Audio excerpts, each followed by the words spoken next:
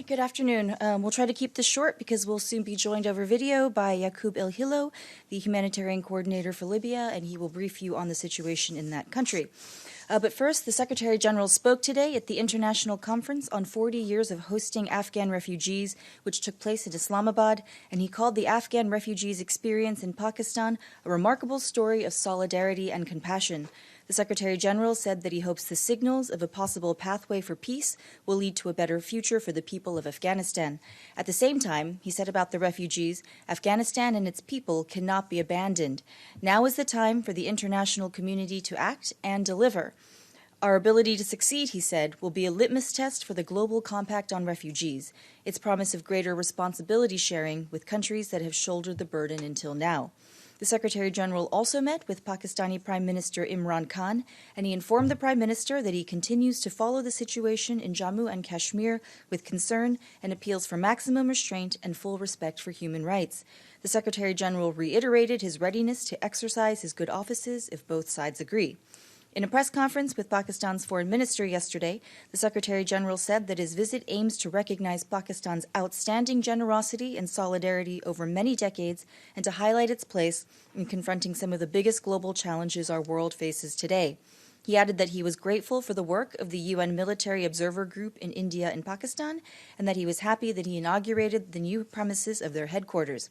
The Secretary General also spoke at yesterday on development and climate change, expressing his dismay that after the success of the Paris Conference in 2015, our momentum has stalled. He said that our planet is burning, but too many decision makers continue to fiddle. The only answer is decisive climate action by governments, businesses and investors, mayors and governors, and citizens everywhere. All of his speeches and press encounters are online. On northwest Syria, Mark Lowcock, the Undersecretary General for Humanitarian Affairs, said in a statement today that the crisis there has reached a horrifyingly new level, stressing that the only option is a ceasefire. He says that, since December 1st, 900,000 people, the vast majority of them women and children, have been displaced. Mr. Lowcock said that these people are traumatized and forced to sleep outside in freezing temperatures because camps are full.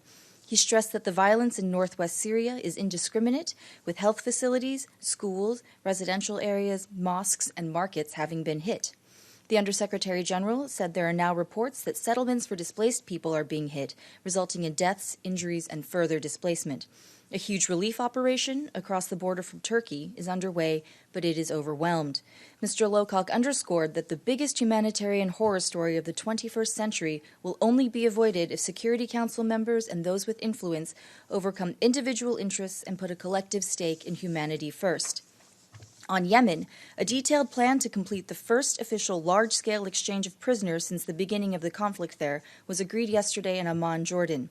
At the end of the 7-day meeting, the parties decided to immediately begin exchanging lists for the upcoming release, marking a step towards fulfilling their commitment to the phased release of all conflict-related detainees under the Stockholm Agreement. This latest meeting was the third round of deliberations for a committee that is co-chaired by the UN and the International Committee of the Red Cross. Martin Griffiths, the UN Special Envoy, urged the parties to move forward with this exchange with the utmost sense of urgency, saying progress has been too slow on this front. He added that the parties have shown that, even with growing challenges on the ground, the confidence they have been building can still yield positive results. Mr. Griffiths will brief the Security Council by video link tomorrow. Also on Yemen, the humanitarian coordinator for that country, Lise Grande, has called terrible the strikes on February 15th in which more than 30 civilians were killed and 12 others injured in the Al-Hajja area in the Al-Jaf governorate. She emphasized that under humanitarian law, parties are obliged to protect civilians. The UN and humanitarian agencies deployed rapid response teams to provide first aid to the victims, many of whom are being transferred to hospitals in Al-Jaf governorate and Sana'a for treatment. Partners are also providing support to the health facilities which are treating the injured. Violence in Yemen has increased since mid-January, with escalating clashes along several front lines. More than 30,000 people have fled their homes in recent weeks, and humanitarians are providing assistance in affected areas. This full statement is online. On Iraq, the UN assistance mission there continues to receive credible allegations of peaceful protesters targeted by hunting guns on the road between Al-Tahrir Square and Al-Kalani Square in Baghdad during the last several evenings, injuring at least 50 people. The Secretary General's Special Representative for Iraq, Janine Hennis-Pleshert, strongly condemns the use of hunting rifles with birdshot, calling on the authorities to prevent the use of force and to hold those responsible for the abuse of force accountable. Peaceful protesters should be protected at all times, she emphasized. And this morning, the World Health Organization's Director General, Dr. Tedros Adhanom Ghebreyesus, said that as more data comes in from China, they are starting to get a clearer picture of the COVID-19 outbreak. Earlier today, China published a paper with detailed data on more than 44,000 confirmed cases of COVID-19, which appear to show a decline in new cases. Dr. Tedros said it is too early to tell if this reported decline will continue. The data also indicates that more than 80% of patients have a mild form of the disease and will recover. In about 14% of the cases, the virus causes severe disease, while in 2% of the reported cases, the virus is fatal. As such, it appears that COVID-19 is not as deadly as other coronaviruses, including SARS and MERS, WHO said. WHO continues to help countries prepare by sending testing kits to laboratories around the world. They're also training health workers, sending them personal protective equipment, and working with manufacturers to ensure available supply. Dr. Tedros reiterated that there is a window of opportunity and that resources are needed now to ensure countries are prepared. He called on the international community to fund the $675 million appeal to support the country's preparations. On South Sudan, the UN mission welcomed the announcement by the presidency of South Sudan to return to 10 states, an important compromise to enable the timely formation of the transitional government as promised to the citizens of South Sudan. David Shearer, the Secretary General's Special Representative, said that compromise is possible when the political will exists. He urged all parties to reach out and embrace each other's positions so that the peace deal can be fully implemented.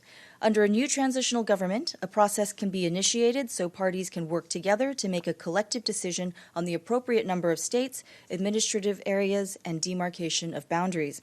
Mr. Shearer added that the formation of an inclusive transitional government will inspire greater trust and confidence among citizens that the peace process will succeed and that the parties will come together to make decisions collectively. On Myanmar, the UN is alarmed by reports of an artillery shell explosion which injured up to 17 children at a school in Rakhine State last Thursday. 60 children were reportedly in the building when the incident took place. This incident is part of an escalation of hostilities between the Arakan army and the Myanmar military across much of Rakhine State. The hostilities continue to severely impact citizens. The UN calls on all parties to the conflict to adhere to their obligations under international humanitarian law, including the principles of distinction, proportionality, and precaution, and to ensure that human rights are respected across Rakhine. And in response to questions we've received on the Dominican Republic, we can say that we are aware of the decision of the Dominican Republic's Central Electoral Board to suspend yesterday's municipal elections after the vote started due to technical problems and is following the situation with concern. We call on all national stakeholders and voters to exercise calm and restraint while the origins of the technical issues are being clarified. We trust that new municipal elections will be held in accordance with the country's legal framework and long-standing democratic tradition.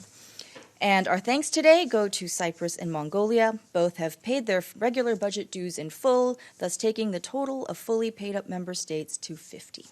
And that is it from me. Do you have any questions before we go to our guest? Yes, Edie. Thank you. A Libya question. There was a meeting on the sidelines of the Munich Security Conference this weekend by most of the parties who were at the Berlin conference. I saw some quotes from the German foreign minister. I didn't see anything from the UN. What was the UN's readout of that meeting? I'm not sure about our level of participation, but let me check and I'll get back to you on that. Thanks. Maggie. Ari, on the COVID stuff you just read out, on the $675 million the UN is appealing for, I'm just not clear on who that's going to. Is it all for China? Does China actually need $670 million? It's going for the WHO's efforts to address the... But they're addressing it primarily in China. And to help countries prepare, other countries also prepare for the possible spread of the virus. Could we get a list perhaps of some of the countries the money might be going to? Sure, we'll check with WHO. All right, are we good? Okay.